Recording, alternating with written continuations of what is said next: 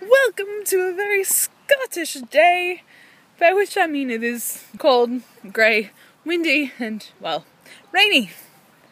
But here I am in the park. This is actually the first time I've, been in this part of town properly, because all of my buildings take place, or all of my lectures and classes and everything take place in Old College, so I've never, been to campus proper.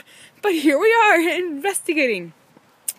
Because I just had a tea session that has inspired today's session.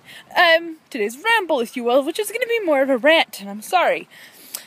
But I just had tea with a English girl from York who studies American history, and she's the granddaughter of someone from the Octagon Unitarian Chapel where I went in Norwich.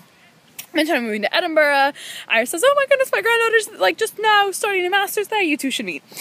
So we just had tea at the Elephant House where lots of Harry Potter was written.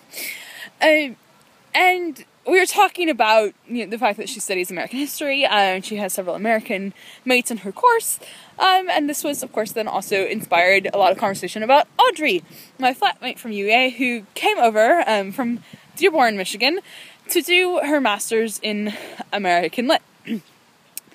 And Audrey, and I assume the American girls in Lucy's course, and certainly Lucy herself a bit, frequently get asked why on earth you would study American history in the UK, especially if you're American and come from an American institution. Now on one level, oh, ha ha ha, that's funny, yes, isn't it ironic? Or isn't it, funny that UEA is so really well known and very, very good at American history and American literature? If that seems an innocent enough question, it bugged Audrey because she got asked so often. But I think it's not so innocent and perhaps not so funny, actually. I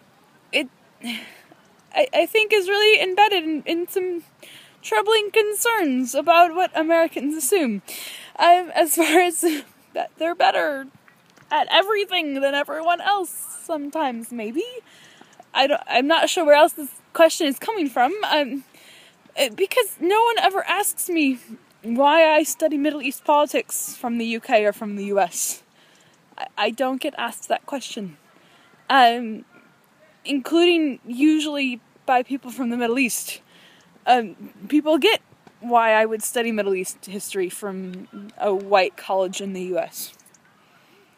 But why should Audrey study American literature from a white college in England?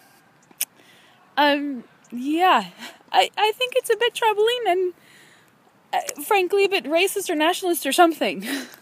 Some kind of prejudice is going on. The assumption that no country is good at studying America, other than America, but America's good at studying all kinds of countries and regions, is problematic and troubling for me.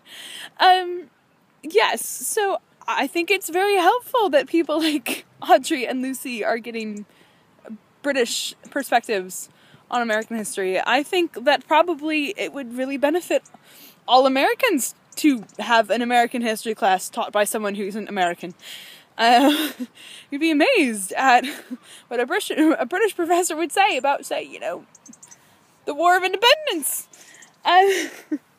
But it's not just that. Certainly, it's not just from the mother country. American history from the perspective of Egypt or China or Indonesia or Nicaragua, vastly, vastly different than the narrative that we're told in most American classrooms. And I would say very, very important.